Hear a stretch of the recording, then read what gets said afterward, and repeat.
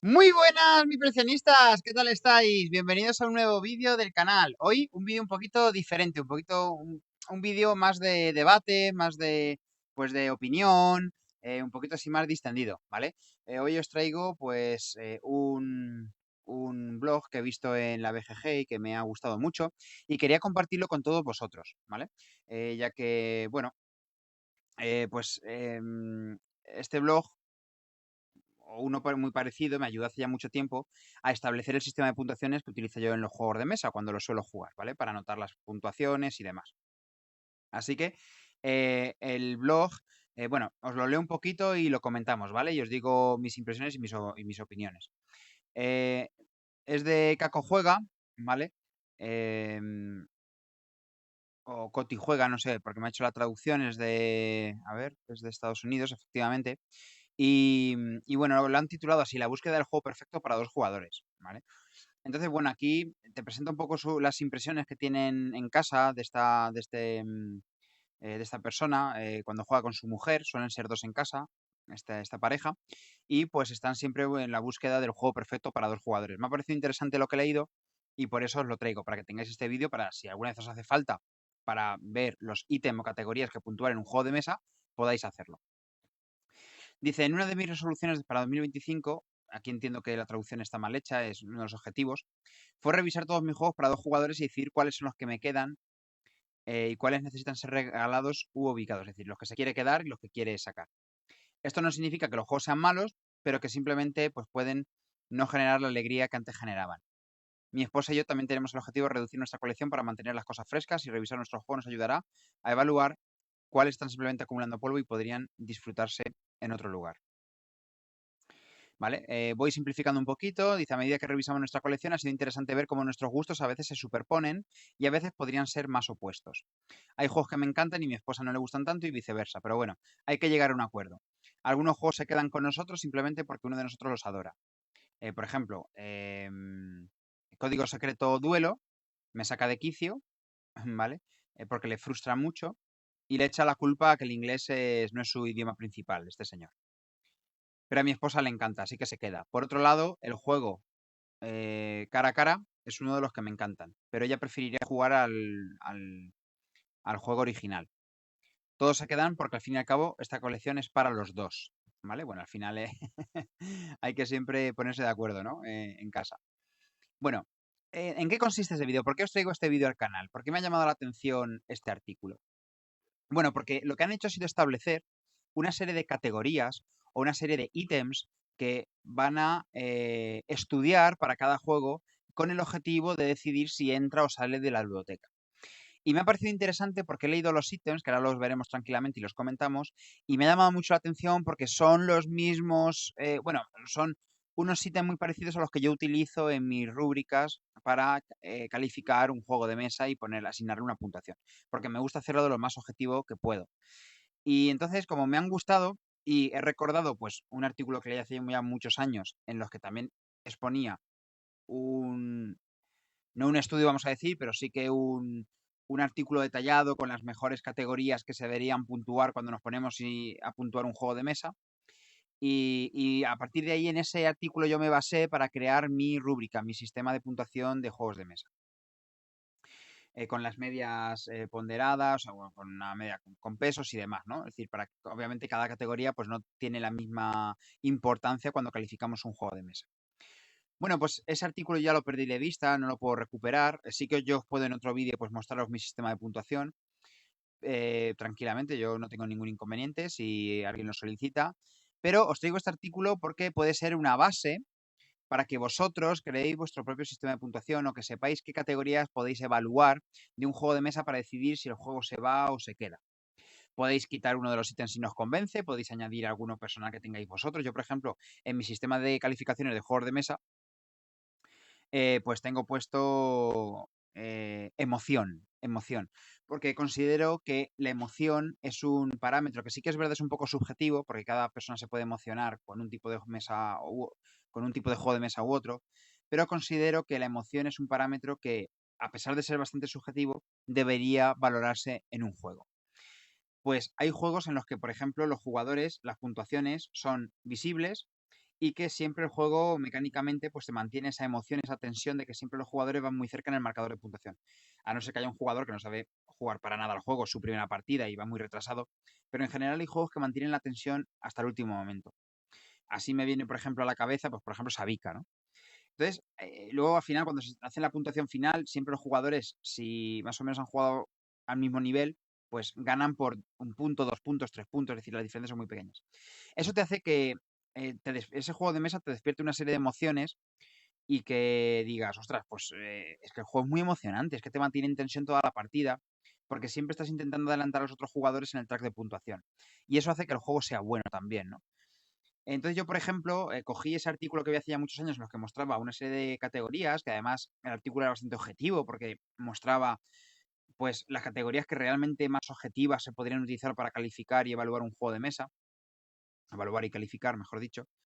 Y bueno, lo que pasa es que a partir de ello basé y hice mi sistema de puntuación. Mi sistema de puntuación pues tiene en cuenta el arte y las ilustraciones, tiene en cuenta la rejugabilidad, la interacción entre jugadores, tiene en cuenta la, la emoción, el impacto que tiene el azar en el juego, la cantidad de estrategia que tiene. Bueno, en otro vídeo os puedo mostrar mi sistema de puntuación, que os puede a lo mejor resultar interesante.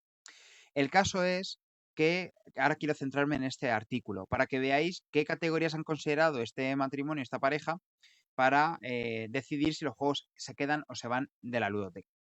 ¿Vale? Son 1, 2, 3, 4, 5, 6, 7, 8, 9, 10 ítems o 10 categorías que van a valorar y supervisar para cada juego de mesa que tienen en la ludoteca.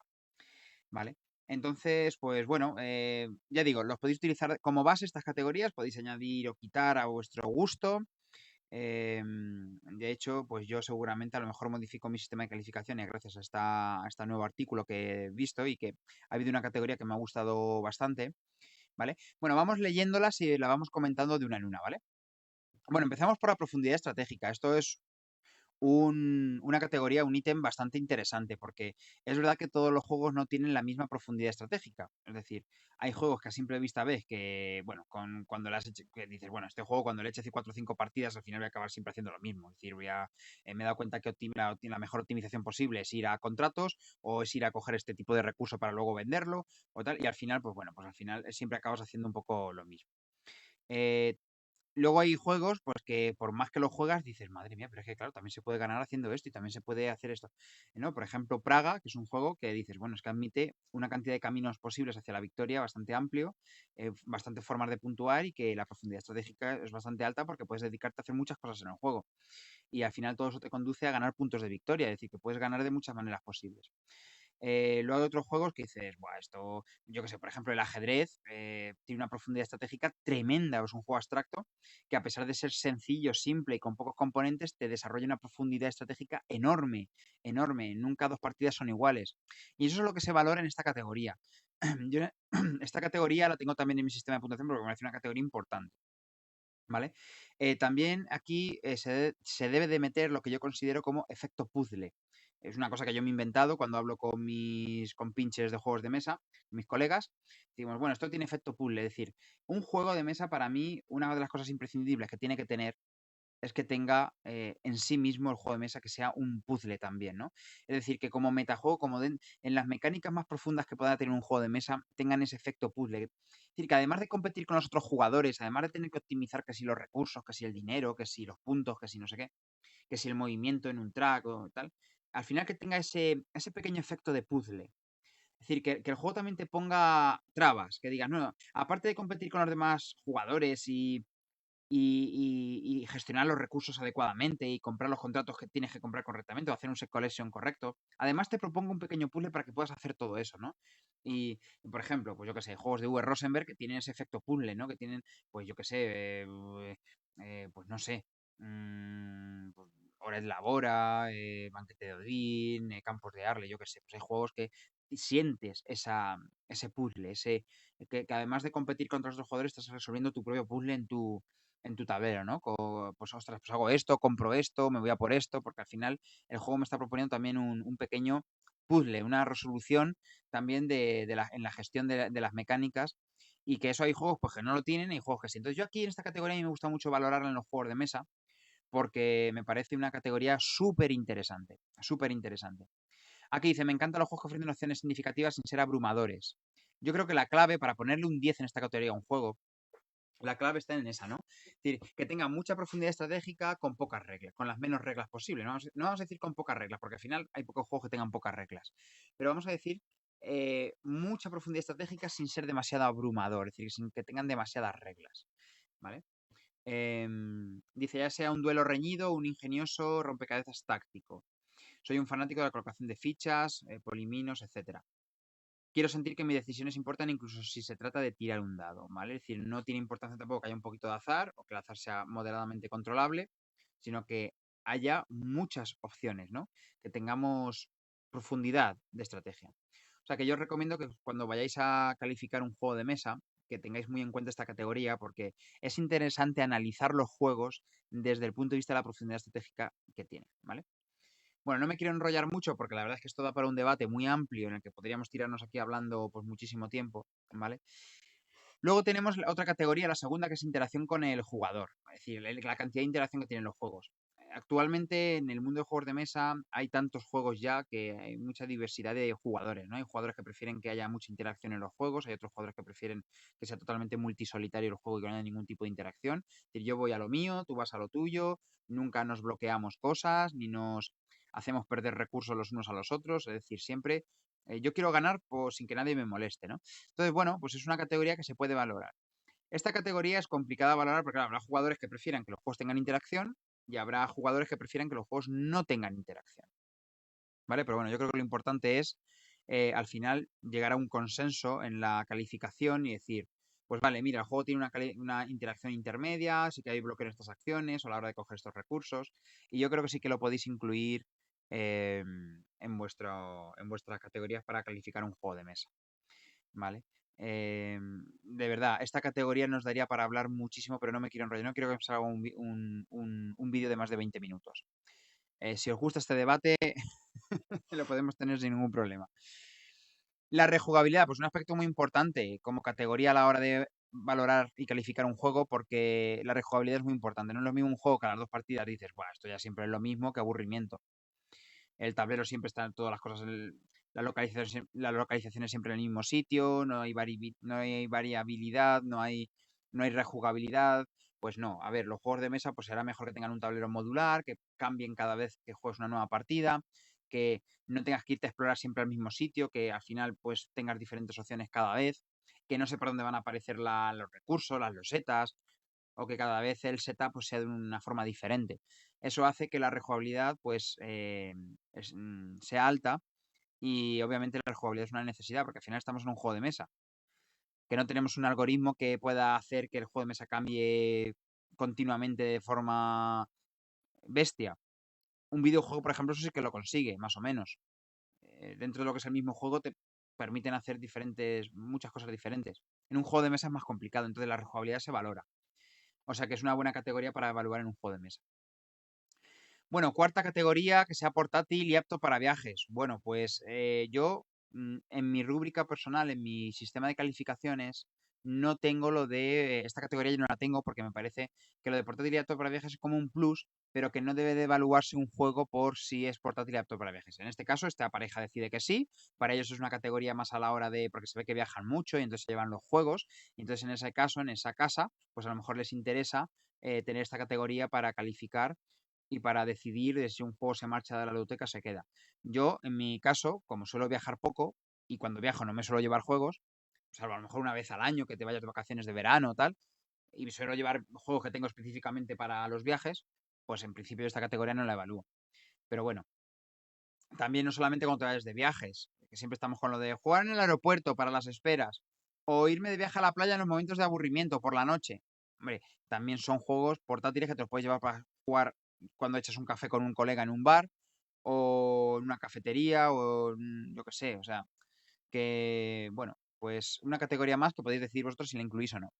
La independencia del idioma también es importante, aunque para mí yo no la valoro, pero aquí en este caso pues sí que deciden, como viajan tanto, pues deciden que la independencia del idioma en un juego es importante porque el inglés no es su idioma principal. Entonces, pues bueno, pues los juegos que sean independientes, pues para mí son más valorados porque no necesito estar leyendo un idioma que desconozco un poco, ¿no? Pues bueno, también lo podéis incluir esa categoría como categoría que utilicéis vosotros para calificar un juego de mesa. En la sexta categoría es equilibrio entre habilidad y suerte, ¿vale? Vamos a decir estrategia y suerte. Yo esto sí que lo evalúo en mi sistema de calificaciones porque me parece una categoría muy interesante. Es decir, que haya un buen equilibrio entre que salgan cartas al azar o haya que tirar dados y que la estrategia tenga un poquito más de peso que el azar.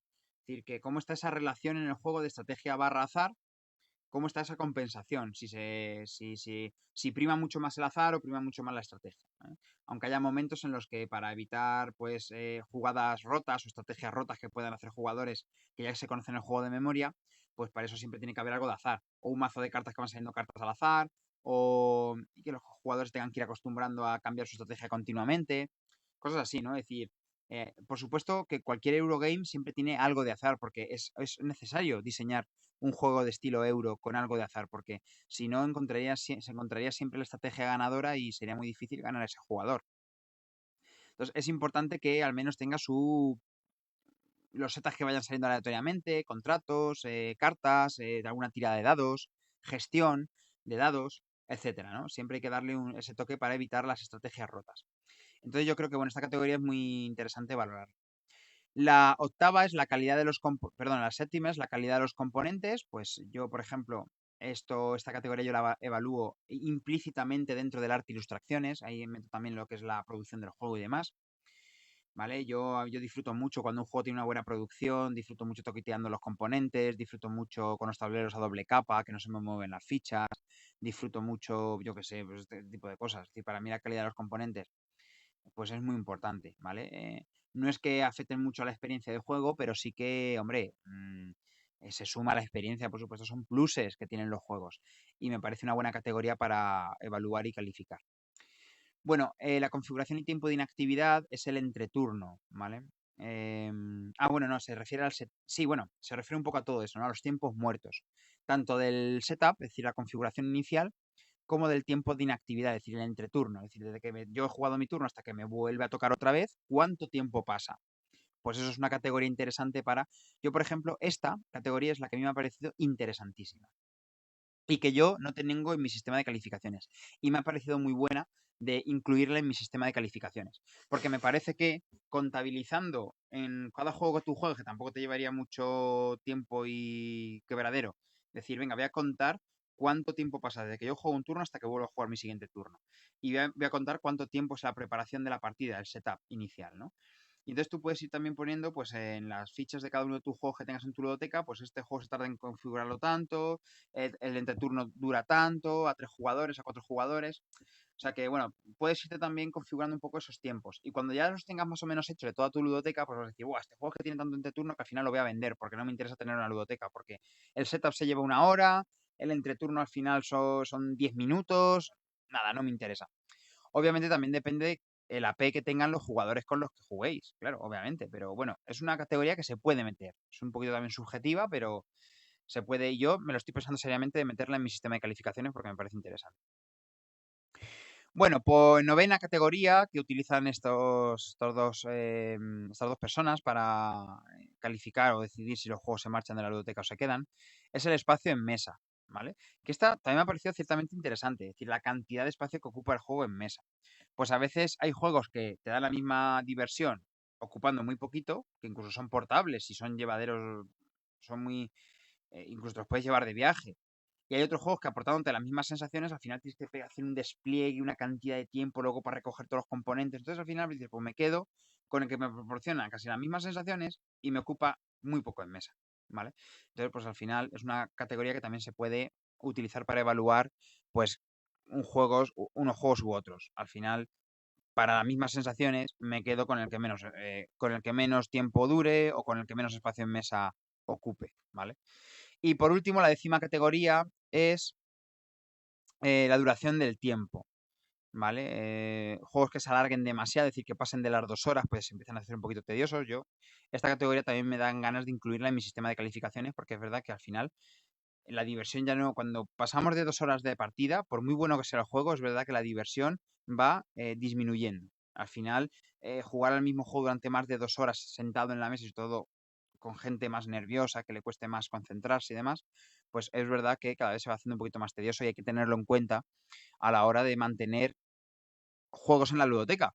No mantengas juegos con demasiados juegos con mucha duración de tiempo en tu ludoteca porque sabes que al final no los vas a sacar nunca, porque pues eso, se lleva mucho tiempo jugarlos y la gente dice, "Buf, vaya rollo, vas a sacar ese juego otra vez que tardamos 3 horas en jugarlo la última vez", y claro, eso al final pues echa un poco para atrás.